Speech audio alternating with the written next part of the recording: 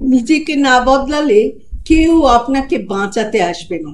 এই পৃথিবীতে কেউ এসে আপনাকে সফল করে দিয়ে যাবে না, কেউ টেনে তুলবে না, যদি আপনি নিজে উঠে দাঁড়াতে না চান। জীবনের লড়াই আপনাকেই লড়তে হবে, একদম একা। কেউ আপনাকে কিছু দিতে বাধ্য না।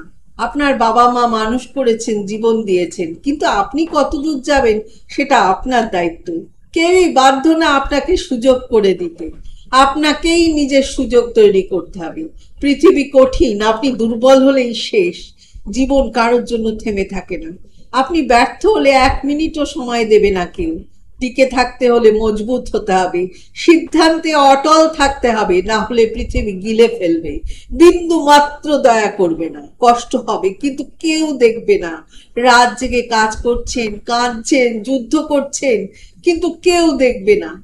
মানুষ শুধু ফলাফল দেখতে চায়, আপনার কষ্ট নয়।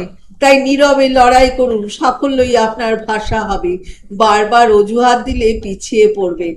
বারবার ক্ষমা চাওয়া মানে আপনি নিজের সীমাবদ্ধতাকেই শক্তি দিচ্ছেন।